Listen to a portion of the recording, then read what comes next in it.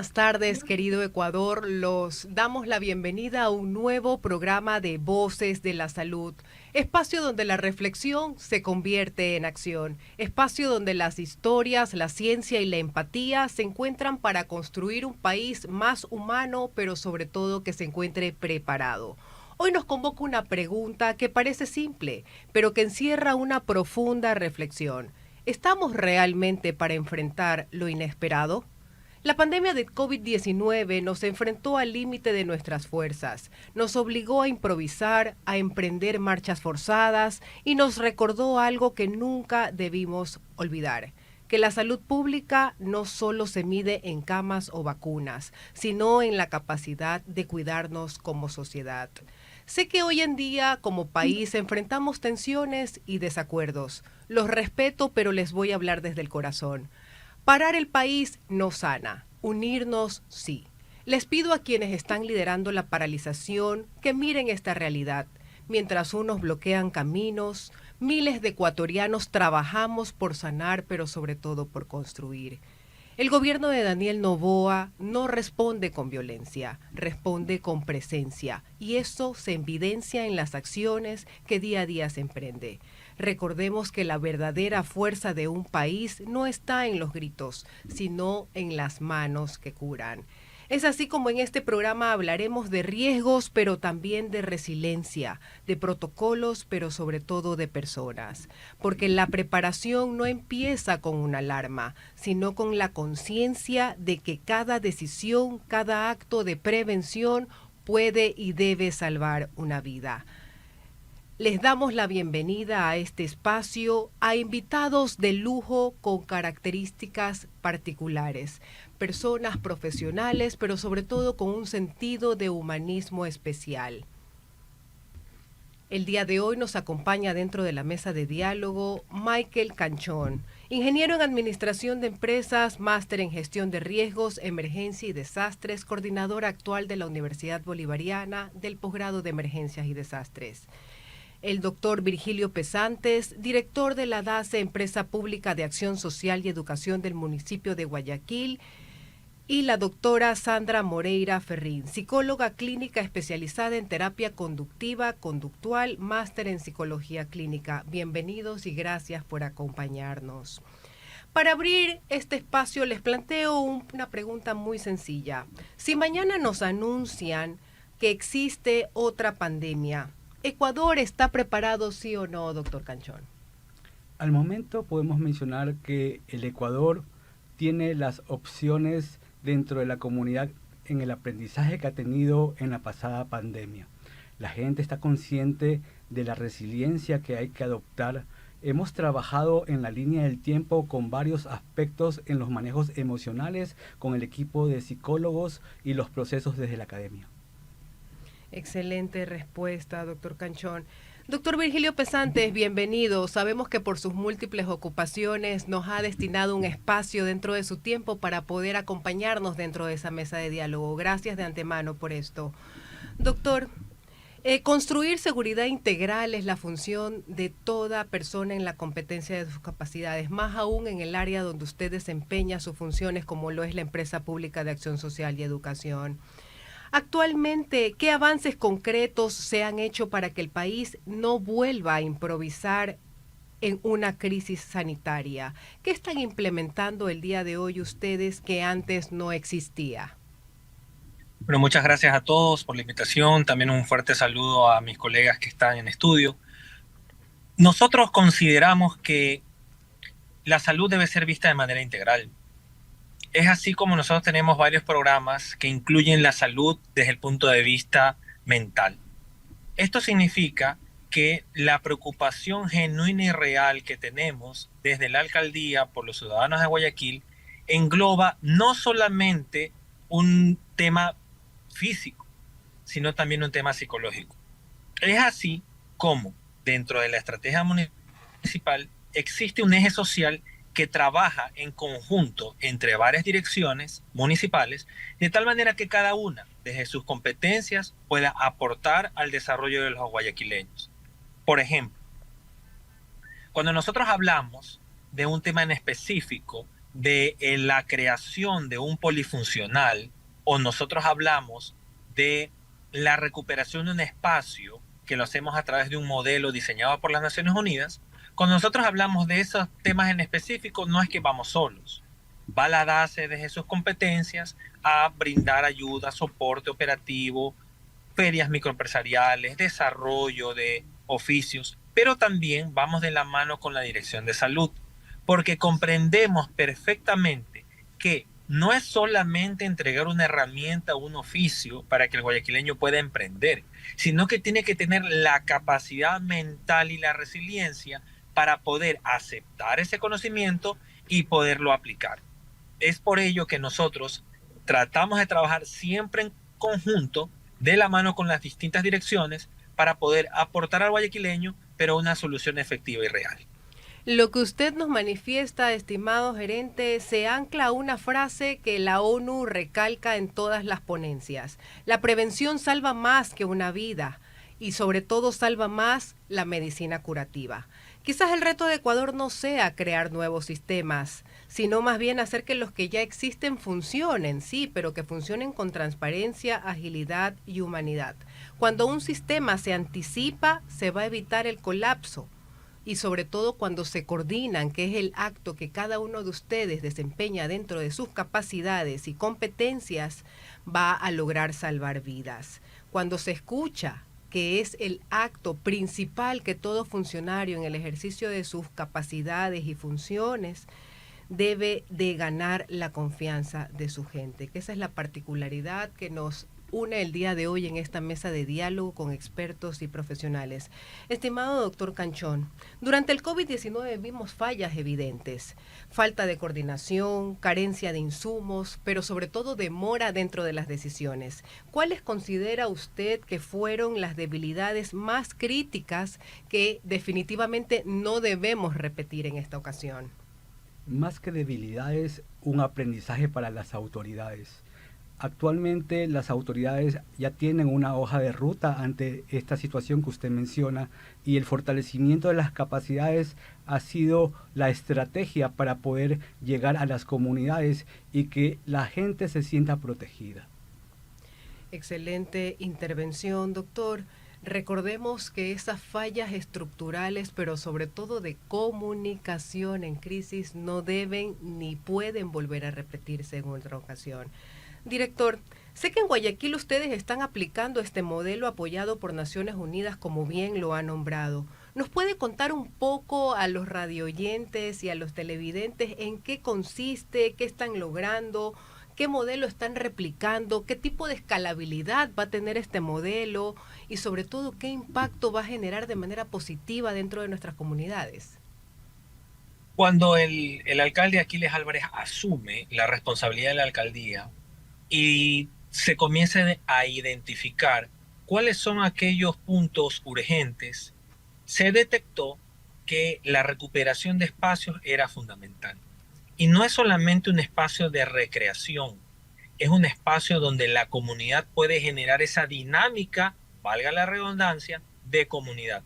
Es así como se comenzaron a identificar espacios que estuvieron muchos años abandonados, estamos hablando de 3, 4, 5 años, espacios de gran envergadura, en promedio 12.000 metros cuadrados, 14.000 metros cuadrados, pero como ya no existía la contraparte por parte del Estado, lo que hacía los actos inmorales, ilegales, era retomar o tomar posesión de esos espacios. Para poderlo solucionar, la primera tentación es decir, apliquemos lo que se aplica en otra parte. Y es así como vastas reuniones se tuvo donde comenzamos a conversar, a decir, hagamos el modelo de Medellín, ya Medellín le fue bien, pero en esa conversación nos dimos cuenta que necesitábamos un modelo guayaquileño de prevención de violencias, no solamente físicas, sino psicológicas y de todo tipo.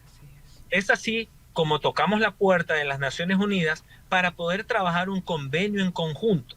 En ese camino, después de 1 año y medio de trabajo, a nivel exploratorio, a nivel descriptivo, análisis de situaciones parecidas en otras partes de América Latina, se diseña el modelo y este modelo guayaquileño tiene varios enfoques particulares. tomando en cuenta lo que decía el doctor que nos acompaña en el panel, el enfoque de territorialidad es fundamental.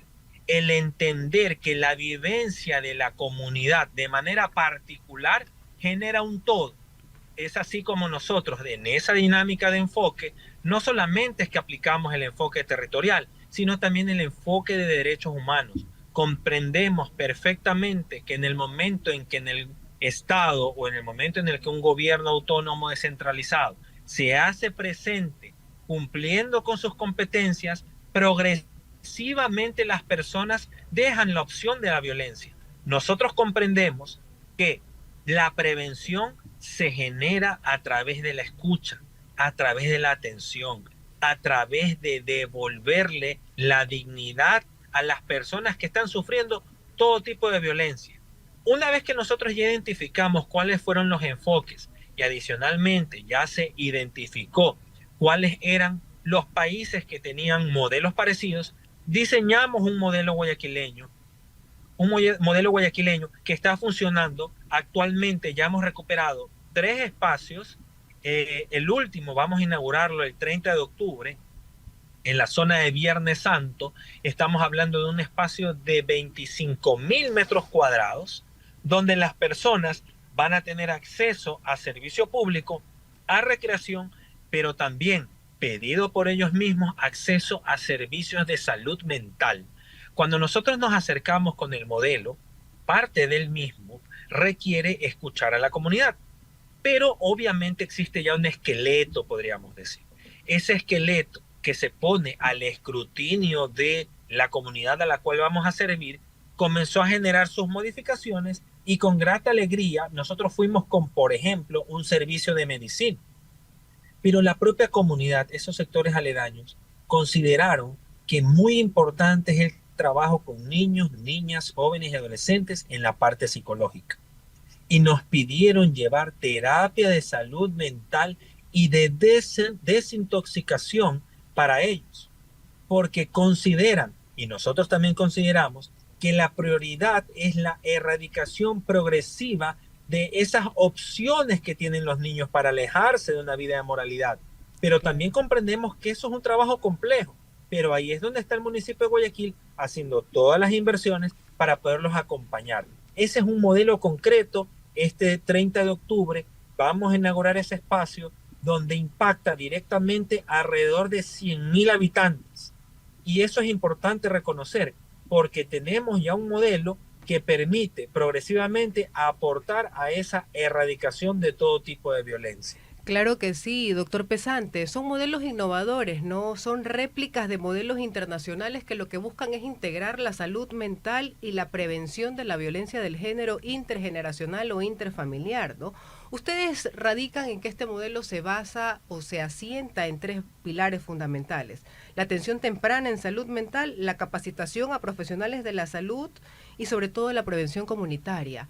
Si nosotros empezamos a revisar cuál ha sido el patrón que hemos elegido continuar posterior a la mala experiencia que padecimos en la pandemia del COVID-19 y nos cuestionamos qué tipo de políticas públicas se han logrado desarrollar o quizás se han fortalecido en promoción de salud laboral, por ejemplo, ¿qué hicimos por los profesionales de la salud que pudieron atravesar este tipo de situaciones dentro de los hospitales donde lamentablemente veían cómo pérdidas de vida de miles de personas se daban a diario? Y si recapitulamos y evidenciamos este tipo de modelos innovadores que, por ejemplo, la ciudad de Guayaquil ya lo está experimentando, la pregunta es, ¿de qué manera podemos replicarlo a escalabilidad nacional si está funcionando tan asertivamente? Doctor Michael Canchón, ¿cómo ve usted este modelo comunitario desde la perspectiva de riesgos? ¿Es escalable a nivel nacional? ¿Será que deberíamos de fortalecerlo en una de las aristas con base a la competencia que obviamente la tiene el municipio de Guayaquil, limitada porque es un territorio solamente destinado a la ciudad de Guayaquil? ¿Cómo podemos hacer para que este tipo de modelos pueda replicarse a escala nacional y sea realmente tangible los cambios, que es lo que todos los ecuatorianos necesitamos ver y sobre todo evidenciar? Muchas gracias por la pregunta. Y los buenos modelos hay que compartirlos, hay que socializarlos y sí hay que escalarlos a nivel nacional e internacional. Sobre todo, dentro de la estrategia que se puede mantener dentro del Sistema Nacional Descentralizado, que existe la parte de gestión de riesgos de desastres, donde el fortalecimiento de capacidades es la inclusión y la coordinación entre los diferentes estamentos y jurisdicciones del Estado, tanto sean cantonales, provinciales, nacionales. Así que sería una buena estrategia poder empoderar este tipo de coordinación. Claro que sí, con esto se reconoce el valor de modelo, pero sobre todo destacamos la participación activa que cada actor gubernamental o no gubernamental va a desempeñar dentro de esta gran construcción sostenible que nos lleva obviamente a palpar un sistema de salud que sea equitativo y al acceso de todos, que es lo de que todos los ecuatorianos merecemos. La resiliencia no solamente está en los hospitales, sino también está en los hogares. Y no podemos hablar de preparación si seguimos permitiendo que la violencia marque nuestras comunidades. Es por eso que aplaudimos la gestión que se está haciendo desde el órgano desconcentrado, en este caso el municipio de Guayaquil, y esperamos también que este tipo de ejemplos puedan ser replicados y sobre todo adoptados y adaptados en otros sectores de nuestro amplio y vasto país, como lo merecemos. Estimado gerente, ¿está previsto extender este modelo a otras ciudades? Entendemos que no es decisión ni competencia de ustedes, pero está en diálogo con otro de sus colegas que estén obviamente desempeñando funciones dentro de los municipios de otras ciudades. ¿Se podrá este proceso replicar también en Quito y Cuenca? Resaltando el apoyo internacional que ya Guayaquil está percibiendo justo en este momento, la necesidad de las alianzas locales, ¿cómo lo estamos manejando? Yo considero que sí, María José, es importante destacar que el éxito de este modelo, que tuvo una inversión de $1 millón generada por las Naciones Unidas, ya convoca y ya se han sumado otro tipo de organizaciones. El Reino Unido, por ejemplo, ha aportado $1 millón dentro de su programa de TAG International, y esta parte es importante, sí, donde la palabra fundamental de trabajo es la resiliencia. Justamente como la mesa lo indica, porque nosotros tenemos que aprender a formar comunidades resilientes. Es a eso lo que está apostando el gobierno del Reino Unido. Y no solamente eso, sino que se ha sumado la Unión Europea con un valor de $3.2 millones para seguir el siguiente paso, que es la generación de economía. Porque comprendemos perfectamente que parte fundamental para poder cubrir todas aquellas necesidades básicas, como nos indica la pirámide de Maslow, necesitamos generar los recursos para poder entender la prevención como un todo dentro del enfoque del marco teórico que lo conversamos de la visión de Gestalt.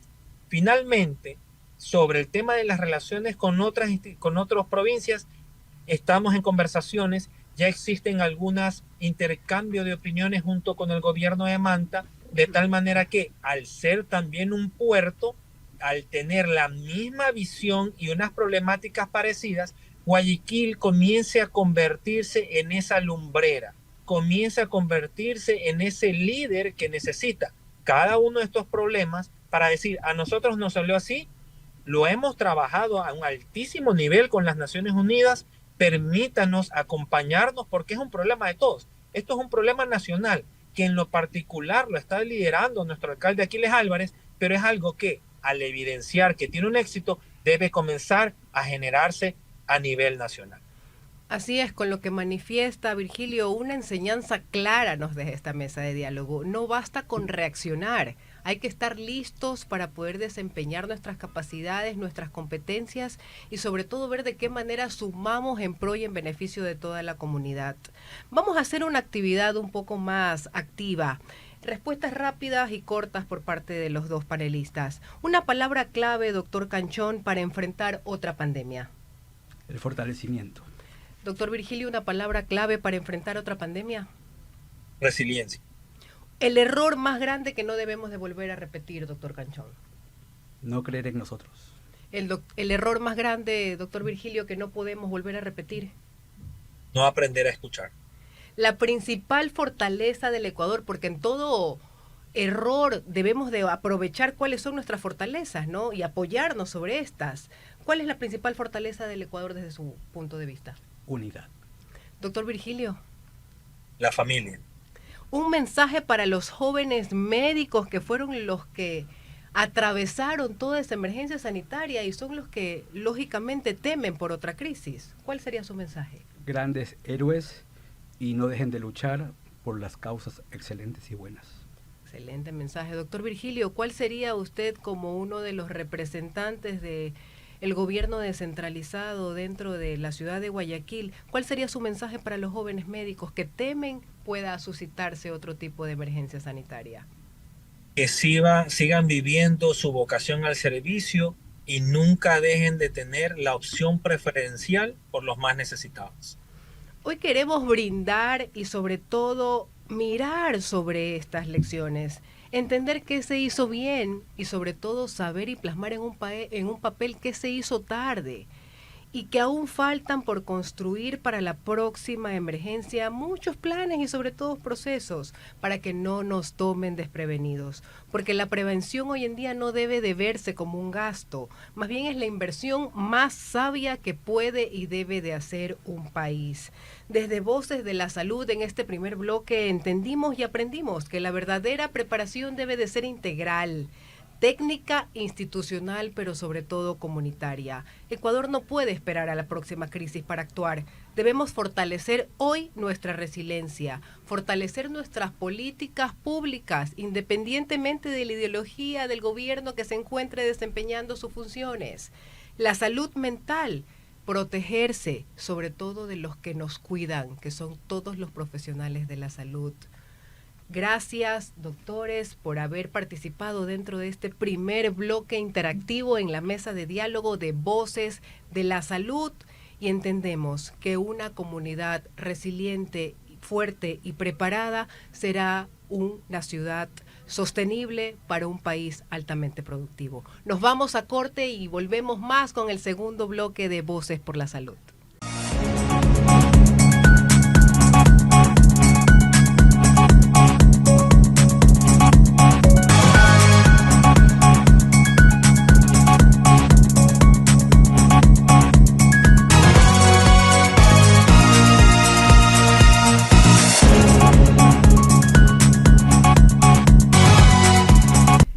Para iniciar este segundo bloque hablaremos del alma de la resiliencia, la salud mental. Un sistema no es fuerte si su gente se encuentra rota por dentro. ¿Está Ecuador listo realmente para enfrentar otra pandemia? En Voces de la Salud lo descubrimos. La preparación no solamente se va a medir en hospitales, sino también en mentes y corazones fuertes. Recordemos que prevenir es la vacuna más poderosa. ¿La estamos aplicando como país realmente? En este bloque tenemos al doctor Michael Canchón y a la doctora psicóloga clínica Moreira, doctora Moreira. Resiliencia es una palabra que escuchamos mucho, pero que lamentablemente comprendemos poco. Ser resiliente no es caer, es saber levantarse, es tener la capacidad de mirar hacia un futuro con esperanza, incluso cuando todo nos parece perdido. La salud mental no es un lujo hoy en día, peor es una moda. Es la base silenciosa de toda sociedad que quiere sobrevivir ante las crisis que padecemos día a día. Por eso queremos entender cómo se construye hoy en día esa fortaleza interior en los hospitales, en las familias, en los corazones de todas las personas que nos cuidan, los que sirven dentro del sistema de salud. Querida doctora, bienvenida. Gracias. ¿Qué significa realmente resiliencia para un médico que trabaja 12 horas de manera ininterrumpida en un hospital, pero en plena crisis?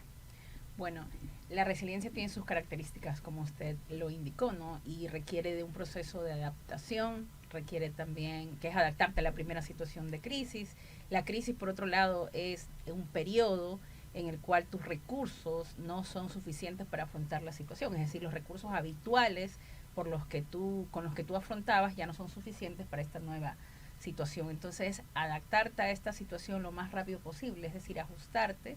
Luego vendría un periodo de recuperación, que sería volver a estar en tu estado emocional anterior, y el final, que es lo que significa resiliencia, es salir fortalecido de este proceso, es decir, desarrollar habilidades. Considero que los médicos, los profesionales de la salud en general, y los latinoamericanos, debido a que pasamos en constante crisis, hemos entrenado bastante nuestra capacidad de recuperación, pero como hemos ido pudiendo de poco en poco, pero considero que aún hace falta fortalecer mucho más, porque ¿qué te hace ser más resiliente? Mientras más habilidades y conocimientos tienes, más resiliente vas a ser como profesional.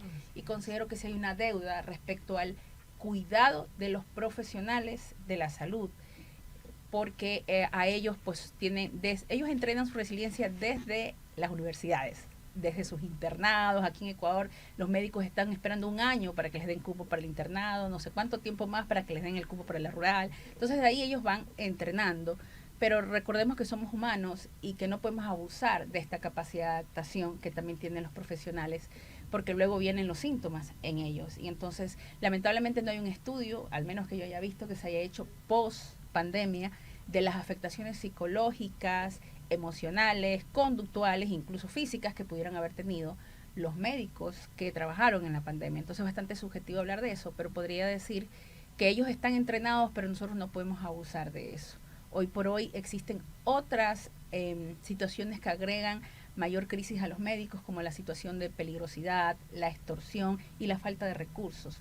No hay nada que llene más de impotencia a un profesional que está con toda su vocación ahí, con todas sus ganas de trabajar, que no tener los recursos para poder hacer su trabajo, porque eso al profesional lo llena de impotencia y gestionar esa impotencia todos los días, lo que haces como mecanismo de defensa es desensibilizarte y soltar, y también puede generar otro problema que es el burnout, el síndrome de agotamiento profesional, que nosotros lo podemos ver tangiblemente en el sistema de salud. Cuando tú vas al sistema de salud y te atiende una enfermera muy enojada o una secretaria muy enojada, yo siempre le digo a mis estudiantes, no piensen que esa persona siempre ha sido así, o que esa persona sencillamente tiene una mala actitud porque tiene un trastorno de personalidad.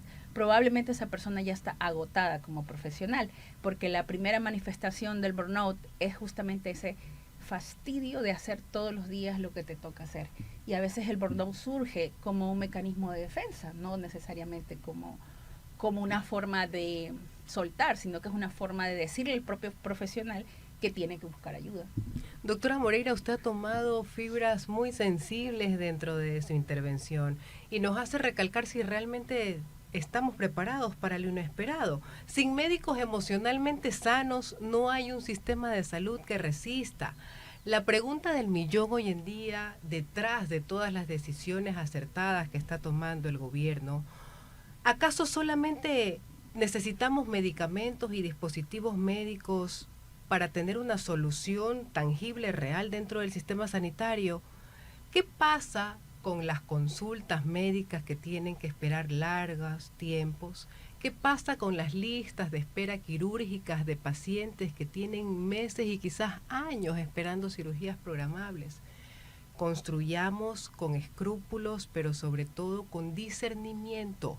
Estamos conscientes que el defecto es estructural y es el resultado de muchos años de quizás malas decisiones, pero no estamos para poder cuestionar, estamos para poder construir de manera positiva, mesas de diálogo con voz, quizás sin voto, pero que transmitan un mensaje para que las autoridades puedan acoger este tipo de pensamientos, ideas, métodos y procesos que permitan construir una salud pública al acceso y en beneficio de todos los ecuatorianos como lo esperamos. Las madres, los adultos mayores, los niños que sienten la espera cada día en las largas filas que abarrotan las emergencias de nuestros hospitales.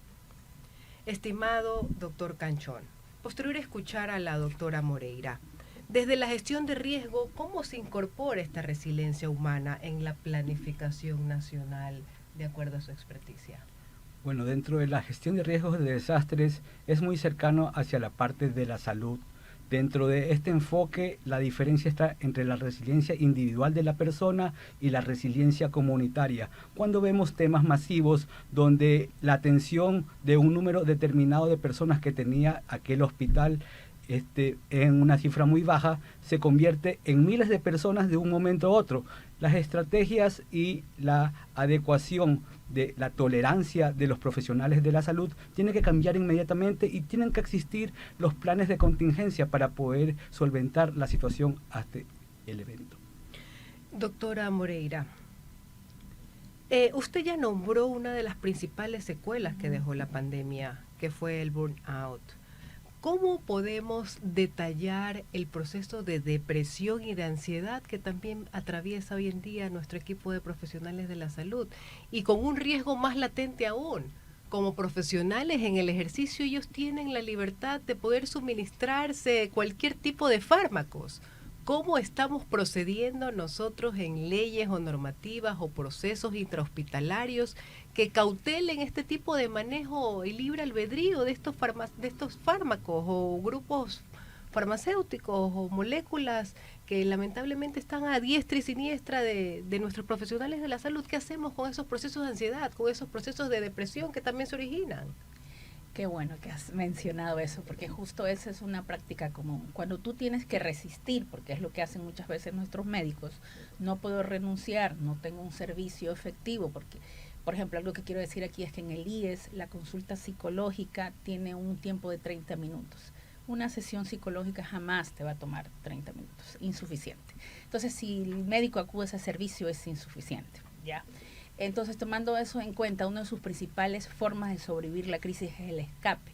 Y de entre eso está el consumo de alcohol, la suministración entre ellos mismos a veces de medicamentos psiquiátricos, pero cuando no están formados como psiquiatras para automedicarse, ni siquiera el mismo psiquiatra puede medicarse a sí mismo, necesita acudir a otro profesional. Hay un gran sector que lo que hace es esto, es tener escape a través del consumo de sustancias como alcohol, drogas, otros mecanismos más adaptativos como el deporte, quizás buscar atención psicológica. Yo como psicóloga recibo bastantes médicos en mi consulta y también hay una gran afectación a la familia. Generalmente estos profesionales, todo este estrés laboral, van hasta sus casas y ahí es donde lo descargan. A veces lo descargan u otras veces lo inhiben y son apáticos con su familia porque ya están agotados y no pueden más. Entonces habría que sí decir, favorecer, evaluar a los médicos, que es lo primero que tendríamos que hacer, no a los médicos, a todos los profesionales de salud, todos los que atienden personas, incluidos el personal administrativo que también recibe personas y que recibe violencia de las personas porque no pueden a veces dar el servicio. Para de ahí implementar programas de cuidar a quienes cuidan.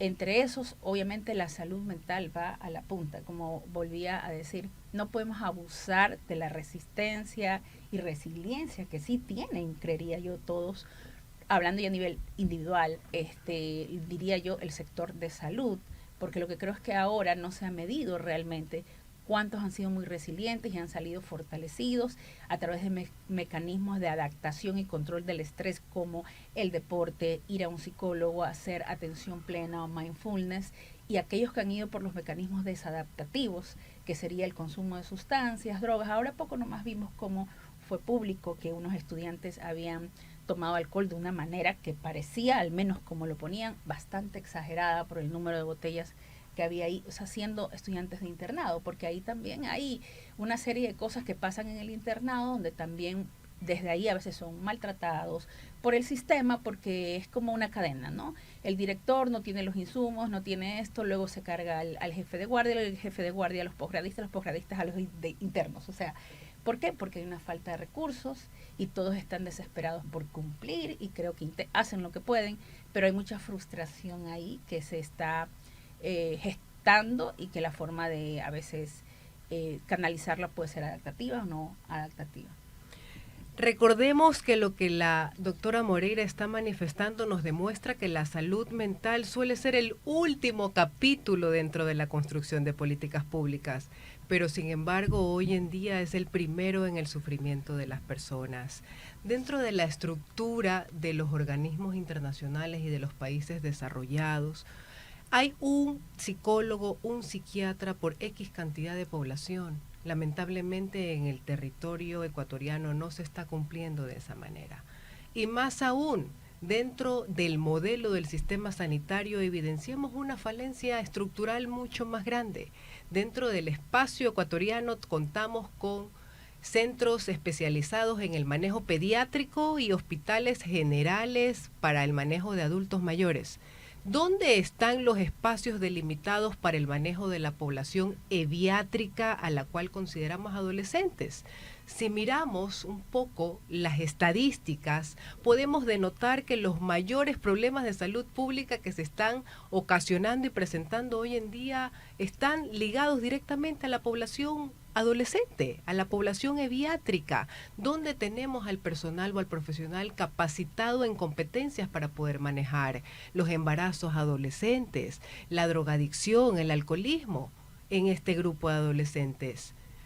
Dejamos esto sobre la mesa para que nuestras autoridades acertadamente puedan tomar las decisiones específicas, y no es adaptar un espacio dentro de lo que ya tenemos, sino más bien crear una estructura que albergue competencias, procesos y procedimientos específicos para la población eviátrica, sabiendo que la salud no es un gasto, es una inversión. Si tenemos individuos gozando a plenitud de su salud, tendremos un país altamente constructivo y sobre todo altamente productivo, señores. Cuando la salud pública sea considerada la columna vertebral de todo Estado, el país cambiará para positivo.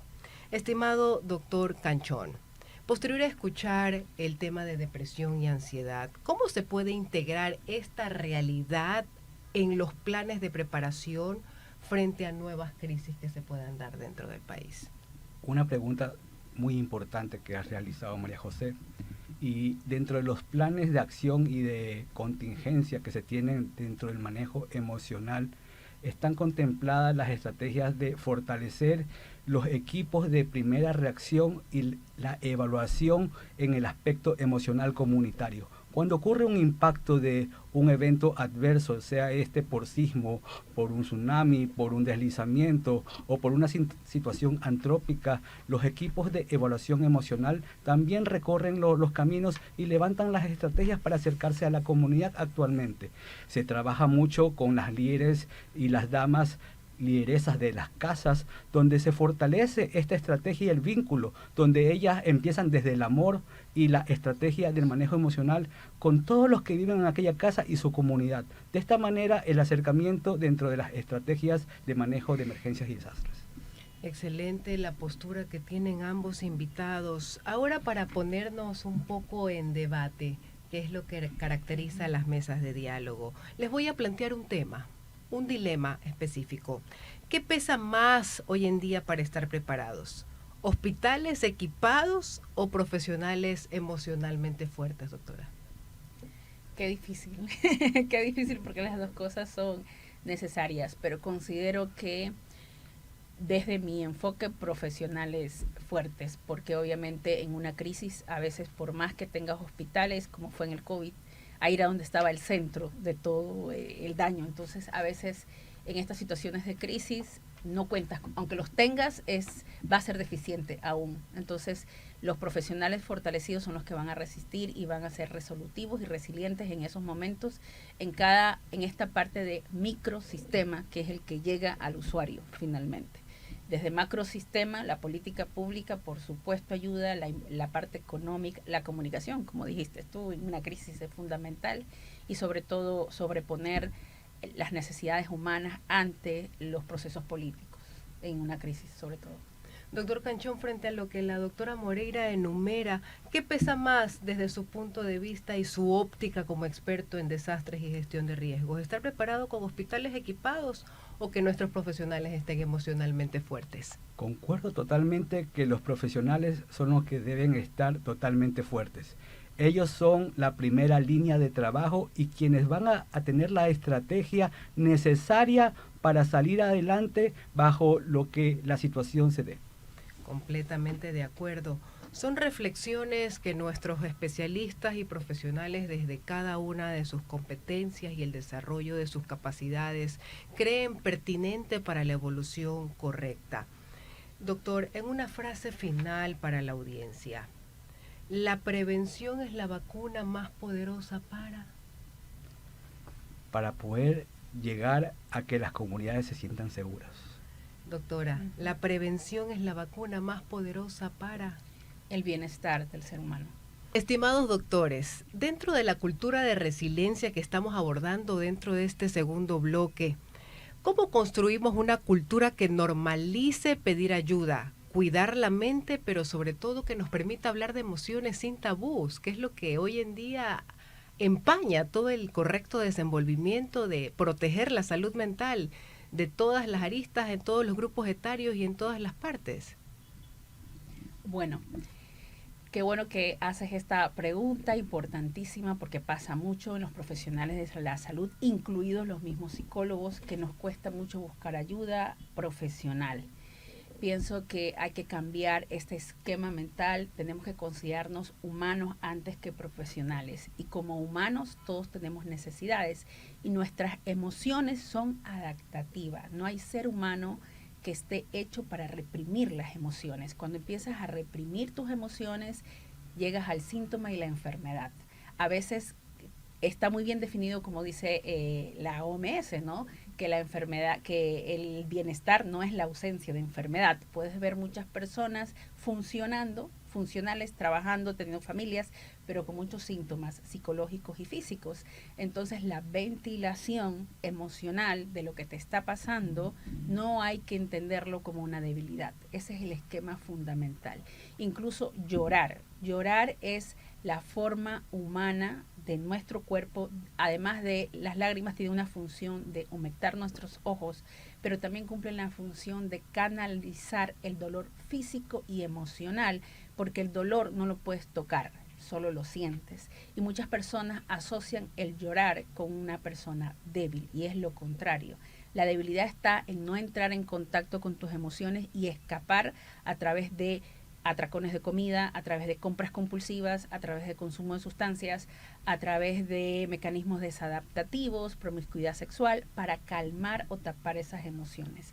Entrar en contacto con tus emociones, sentirlas y entender que el dolor es natural en nuestra vida en distintos momentos, y que es congruente tener respuestas emocionales, ventilarlas, sentirlas, y no todas son agradables, pero eso no significa que sean malas. La tristeza tiene una función, que es ayudarnos ante las pérdidas. La ira tiene una función, que es darnos la valentía de poner límites y de luchar cuando necesitamos luchar, aunque a veces esas emociones, el miedo también nos protege ante un peligro. Esas emociones no se sienten tan agradables como la alegría, como la esperanza, pero son necesarias, adaptativas y partes de nuestro proceso evolutivo.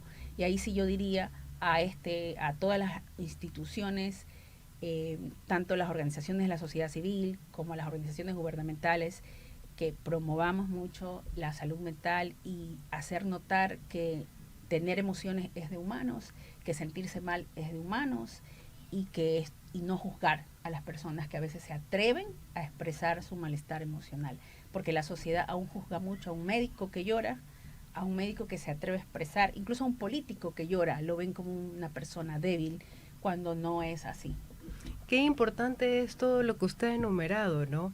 ¿Y eso qué nos permite? Nos permite decidir que la educación emocional desde las escuelas es muy importante, que es importante también la formación en manejo de estrés que se pueda dar y compartir a los profesionales en el ejercicio del sistema de salud, tener comunidades empáticas, desarrollar proyectos sostenibles, que rompan estos tabúes que lamentablemente existen en la protección de la salud mental hoy en día.